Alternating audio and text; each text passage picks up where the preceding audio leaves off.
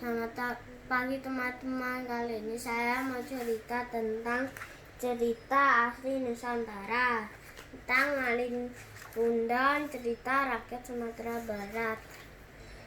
Di pantai air manis, daerah Padang, Sumatera Barat, ada sebuah batu yang berbentuk seperti pria sedang tertelungkup bersujud. Konon batu itu dahulunya adalah seorang pria yang durhaka pada ibunya. Dahulu kala di sebuah kampung nelayan di pantai itu hiduplah seorang wanita bernama Mantri Rubayah bersama putra semata wayangnya, Malin Kundang. Putranya itu sungguh anak kecil yang rajin. Uang yang didapatkan tidak seberapa, tapi mereka cukup bahagia.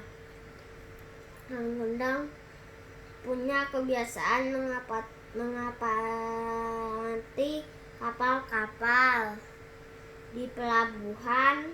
Menurut orang tuanya, orang-orang yang pulang dari perantauan tampak lebih makmur dengan banyak harta benda. Saat beranjak dewasa, Malin Kundang pun jadi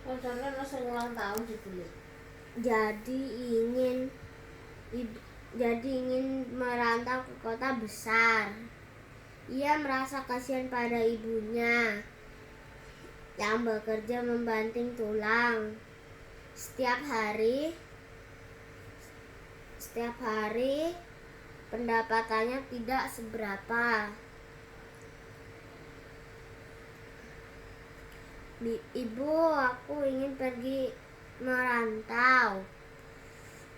Aku akan bekerja keras. Aku berjanji jika pulang nanti kubawakan banyak harta untuk ibu, ujar Malin Kundang memohon izin. Jangan Malin, ibu takut terjadi sesuatu padamu di tanah rantau.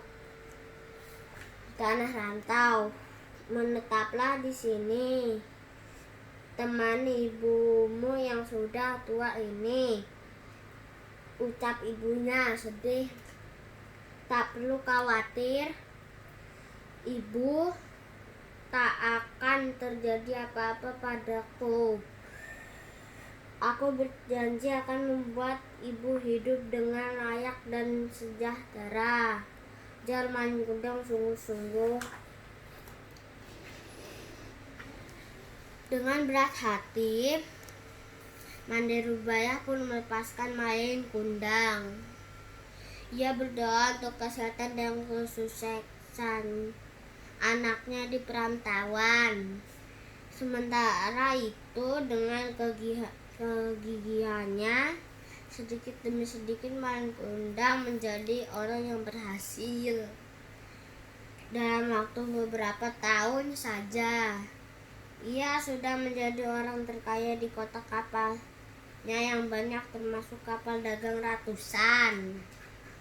Anak buah orang-orang menyangka Malin Kundang memang berasal dari keluarga terhormat di tanah rantau. Ia bahkan mempersunting putri seorang saudagar kaya dan terpandang. Gadis itu adalah seorang gadis yang sangat cantik dan dibesarkan layaknya seorang putri raja. Suatu hari, istrinya itu berkata bahwa ia ingin bertemu dengan ibu Malin Kundang. Tiba-tiba Malin Kundang teringat akan janjinya pada ibunya. Maka ia menyiapkan kapalnya yang sangat besar dan megah. lalu membawanya harta yang banyak. Dan Malin Kundang pun berangkat ke kampung halamannya. Berita tentang kedatangan sebuah kapal yang amat megah dan indah segera tersiar di daerah pantai air manis. Malin Kundang pulang. Ia kaya raya. Sekarang seluruh penduduk pantai. Mereka memanggil Mande Rubaya untuk ikut ke pantai. Mande Rubaya mendekat dengan perasaan berdebar-debar. Sungguhkah yang datang itu putra kesayangannya yang telah lama pergi? Di haluan kapal tampak berdiri seorang lelaki dan perempuan berpakaian mewah. Ya, benar, itu anakku Malin Kundang. Mande Rubaya membatin yakin di dalam hati. Ia tak mungkin melupakan wajah anaknya. Malin, anakku. Mande Rubaya segera berlari dengan penuh kerinduan, mendekati Malin Kundang yang turun dari kapal. Wanita tua itu segera memeluk Malin Kundang, menangis haru. Tentu saja Malin Kundang mengenali Mande Rubaya sebagai ibunya, tapi ia berdiri diam dan kaku. Ia malu melihat ibunya. Mande Rubaya memang terlihat semakin tua, renta, dan kumal. Pakaiannya kotor dan compang-camping. Sungguhkah ia ibumu, suamiku? Tanya istrinya, Malin Kundang. Malin Kundang pun menggeleng cepat tanpa berani menatap istrinya. Siapa engkau, pengemis tua? Tak tahu malu mengaku sebagai ibuku, ujar Malin Kundang mendorong mundur ibunya. Dia bukan ibuku. Pantai ini bukan pantai kampung halamanku.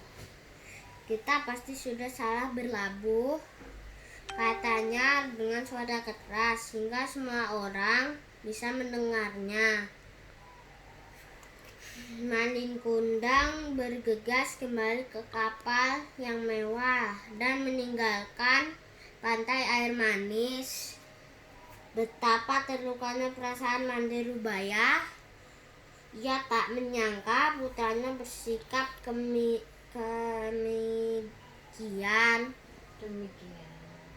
demikian. Ia kecewa, sedih, dan marah.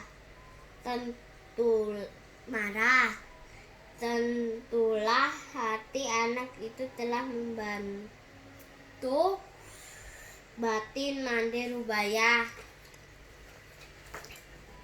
Ya Tuhan, kalau ia memanglah anakku, bahlah ia menjadi batu sebagai pelajaran agar tak ada lagi anak durhaka pada ibunya. Doa Mande Rubaya sambil terisak-isak. Di tengah laut tiba-tiba badai datang dan menghancurkan kapal Malin Kundang. Seluruh penumpang jatuh ke laut dan terombang-ambing gelombang.